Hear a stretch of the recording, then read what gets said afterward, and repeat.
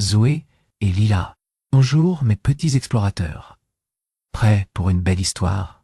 Avant de commencer, n'oubliez pas de vous abonner pour ne pas manquer les prochaines aventures. Et si l'histoire vous plaît, faites-le nous savoir, ça nous encourage beaucoup. Alors, c'est parti. Il était une fois une petite zèbre nommée Zoé. Zoé, la zèbre créative, aimait par-dessus tout observer le monde. Pas comme les autres zèbres, non. Pour Zoé, l'herbe n'était pas juste verte. Elle avait des reflets dorés, un peu comme le soleil couchant. Le ciel n'était pas juste bleu, mais un mélange de turquoise, de lavande et de rose bonbon.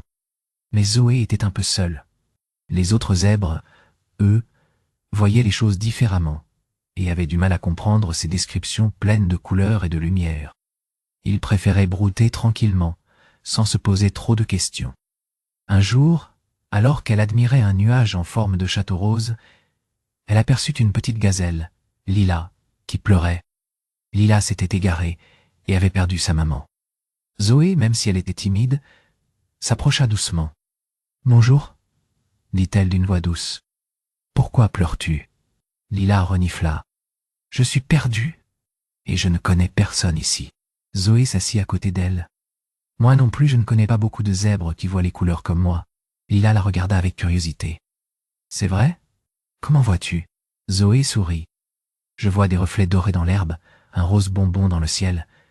C'est comme si tout était peint avec de jolies couleurs. » Lila rit. « C'est magnifique. Moi, je vois juste du vert et du bleu. Mais ça me plairait d'essayer de voir comme toi. » Zoé lui montra une fleur sauvage. « Regarde bien. Tu vois ces petites taches violettes? Elles brillent un peu comme des pierres précieuses. Tu ne trouves pas ?» Lila plissa les yeux et regarda attentivement. « Oh oui, un peu oui.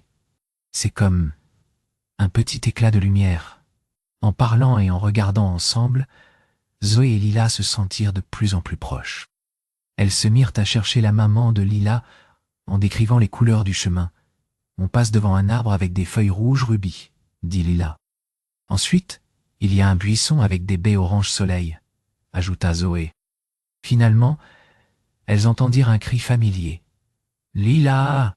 La maman de Lila courut vers elle, soulagée. « Maman, j'ai rencontré une nouvelle amie, » annonça Lila fièrement. Zoé voit le monde en couleur. La maman de Lila remercia Zoé d'avoir aidé sa fille et la regarda avec un sourire. C'est merveilleux de voir le monde à travers les yeux de quelqu'un d'autre. Zoé se sentit toute chaude à l'intérieur. Elle avait non seulement aidé Lila à retrouver sa maman, mais elle avait aussi trouvé une amie. Et à partir de ce jour, Zoé et Lila continuèrent à explorer le monde ensemble, à partager leurs couleurs et leurs lumières, et à découvrir que l'amitié, c'est comme un arc-en-ciel. Plus on est différent, plus c'est beau. Sam l'écureuil organisé leur prépara même un pique-nique pour célébrer leur nouvelle amitié, avec des fruits de toutes les couleurs. Voilà mes petits amis. J'espère que cette histoire vous a plu. À bientôt pour de nouvelles aventures. N'oubliez pas de sourire et de regarder le monde avec vos propres couleurs.